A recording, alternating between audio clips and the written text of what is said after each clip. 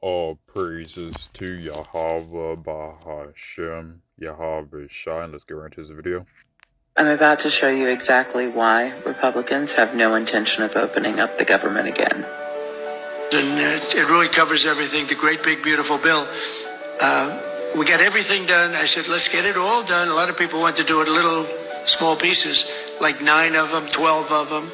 I said, put it all into one bill, and if we get it done, we're done for 4 years. We don't need anything more from Congress in terms of that, right, Scott? We got it all done. It was a little risky. But because if we didn't get it done, I don't know, who knows what would happen with these radical left lunatics that we have to deal with. But we got it all done, and now we're set, and you're set. He literally just said it out loud that he doesn't need Congress for 4 more years. They signed the big, beautiful bill. It's everything he wanted in one bill, and now he has no use for Congress at all. Mike Johnson will never open Congress for the remainder of Trump's presidency. They've done what they wanted to do. They're not going to do anything else. Our Congress is officially useless for the next 4 years. He just said it. So this video gives you more insight on kind of what the government shutdown is about. Now, I'm going to say this. It doesn't matter if you're a Republican or a Democrat, because she said in the beginning of the video the Republicans have shut down the government. Well, they're two faces on the same coin, the Democrats and the Republicans, right? This was always the goal. The goal was always to get rid of this this three system, right? Because you have the judicial, the elective, right? And you have Congress, right? So you have Congress, you have the president, right? And you have the judicial, you have the legislative, so on and so forth, right? Basically, there's a process to how things run. And this process was to make sure that, you know, a president didn't have too much power, or that any system in the branches didn't have all this power for themselves. But now, you're having to the point where, with this government shutdown and this big, beautiful bill that passed not too long ago, that Congress isn't really needed. The judges aren't really needed, right? And with the government shutdown being the way it is, Trump's pretty much doing whatever he wants, because they set Trump to be that puppet to bring about basically the new world order. So let's get another video. Fortunately, what that means is that unless something else changes, our incomes will be lower than they otherwise would have been. They'll grow, but they'll grow along a lower. This was the old path. Now there's a new path, which is below the old path. There are things the country can do to try to bend that curve up, but those aren't things monetary policy can do. These are more structural changes. I mean, fundamentally, as a senior deputy governor is hammered many times, we need to get our productivity growth up. And if we can do that as a country, we can bend that curve up. So, I mean, I think what's most concerning is that unless we change some other things, our standard of living as a country, Canadians, is going to be lower than it otherwise would have been. And unfortunately, Slovakia. So, as you just heard this man say, he's basically telling you, get used to high prices, and not just get used to high prices, get used to higher and higher prices, and get used to prices never coming down. And then this man said one of the most wicked things ever. He said, the only way we could solve this curve is if we have productivity go up. Now, what does it mean for productivity to go up? It means for you to work longer hours for cheaper wages. Or for you to work longer hours for wages that don't increase, right? So he's basically telling you, look, 40 hours ain't enough. 50 hours ain't enough. You got to work more than that. All right? He's telling you you're never going to be richer than your parents were. He's telling you you're never going to be richer than your grandparents were. He's basically saying to this generation, specifically in Canada, that it says right here they're openly telling Canadians to live with being poor.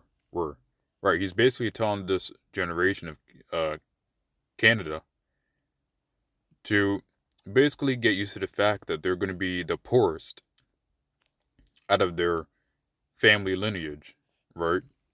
Back before, when Canada used to have perhaps a decent living. Now he's telling you, look, the generation now, you're just got to used to being poor. Forget the Canadian dream. Forget having money like your parents did. Or forget cheap prices. No matter, he's also telling you, look, no matter who you vote for, and this is a key sign too, because a lot of people say, oh, it's the Republicans, oh, it's the Democrats, oh, I'm a centrist. Look, as an Israelite, these politics, right, even though we take heed into what's being said, we don't participate in these politics. And what I mean by that is we don't vote as Israelites, right? As Israelites, we're actually supposed to be in our land, right? So it makes no sense to vote for someone. It's like it doesn't make sense for us to vote for somewhere that's not our land, right? On top of that, there's a key Is word going to be lower. Fortunately, what that means is that unless something else changes, our incomes will be lower than they otherwise would have been. They'll grow, but they'll grow along a lower. This was the old path. Now there's a new path, which is below the old path. There are things the country can do to try to bend that curve up, but those aren't things monetary policy can do. These are more structural. Right. So he said those are things that monetary policy can't do. So basically he's saying, look, no matter who you vote for, things are gonna go up in price either way. Right? So this is why in Canada you have people saying, oh, I want this prime minister because this dude sounds like he's gonna save Canada. Or you have this people saying they want to vote for this minister because he's tough when it comes to Trump. It doesn't matter. It doesn't matter who you vote for because your best interest isn't a policy or a priority to these people who you vote for. And same thing in America. It doesn't matter if you vote for Republican and it doesn't matter if you vote for Democrats because this system is already done. It's already screwed over. All right. Things are going to go up in price regardless. All right. These people in power, these elites, they're not trying to have you be as rich or basically have as much money as your parents did. They don't care about you. Right? But Esau don't get that. Esau still thinks his government fights for him when it fights for no one, not even themselves. So let's get out of scripture here. It says Ecclesiastes chapter 12 verse 3, in the day and the keepers of the house shall tremble, and the strong men shall bow themselves, and the grinders cease because they are few, and those that look out of the windows be darkened. Right. So you have this thing with Amazon and automation, I believe. Amazon automation, 600,000 jobs. It says leaked documents or leaked Amazon documents suggest the company plans to automate enough warehouse operations to avoid hiring over 600,000 workers by 2033. So here's the thing. Now, I'm going to say this. Does that sound like that's for the American people, right? Trump signed a bill not too long ago that there must be nothing to stop the progress of AI. So that's Trump basically saying, who cares if they lose their jobs? Let's get this AI infrastructure ready. You know what I mean? So, and you can only say 600,000 workers replacement is a rough estimate. You know what I mean? As AI starts getting better and is more introduced into the working place, right? It's not just going to be Amazon being replaced. It's going to be a whole bunch of people being replaced. I mean, a lot of cashier positions have been replaced by self-checkout, right? It says these plans, which aim to automate 75% of operations with AI and robotics, could potentially replace hundreds of thousands of jobs over the next decade as sales grow. Right. So, let's get out of scripture.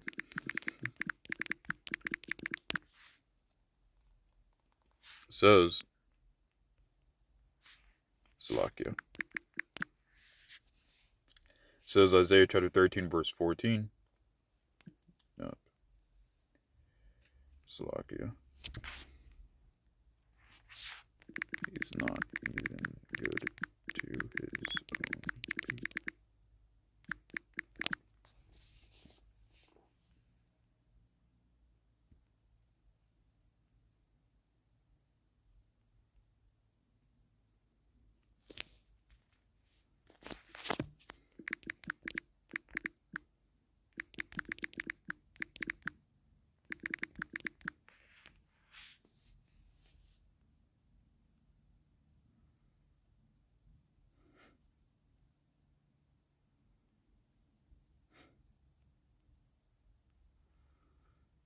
Well, I can't find the scripture, but basically the scripture was that don't expect good from those who don't even do good to his own self, right? We're gonna get that scripture out. Doesn't do good to his own self.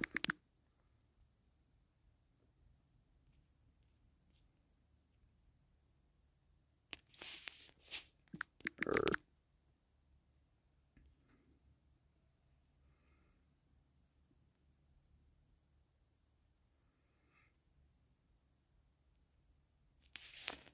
let's get this out.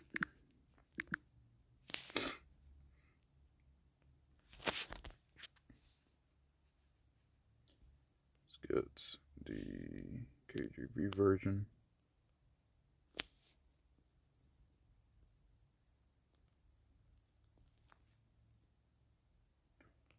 Therefore, to him that knoweth how to do good and doeth it not, to whom it is sin.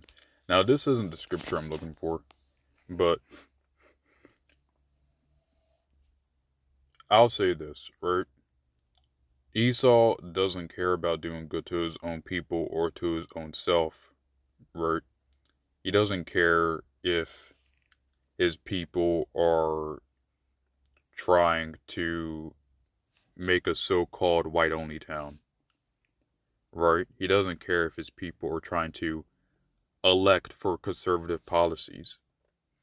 Because at the end of the day, these elites, not just Trump, these elites, they only care about money. They only care about getting this system set in order. Alright? These elites could care less about your political beliefs, to be honest. Right? This is why it's a foolish thing for Esau to try to save his nation, because there is no saving your nation. Alright, Esau, you're not going to save UK from the digital ID. Alright? You're not going to save America with their patriotic beliefs. Okay, America's doomed to be destroyed anyways. Alright? And Esau, your time is up. Let's get 2nd Ezra chapter 6, verse 9. 2nd Ezra 6, 9. It says, for Esau is the underworld, and Jacob is the beginning of it that followeth, right? So the end of your empire is here, Esau. There is nothing you can do. You cannot save it. It doesn't matter who you vote for. Alright? It's over. But for us, Lord willing, we are the elect as Israelites. We're about to see the kingdom of heaven about to begin here on earth. So all praises to Yahweh Bahashem, Yahweh Shai. And I hope this lesson was edifying to the elect and hopeful elect, and Shalom.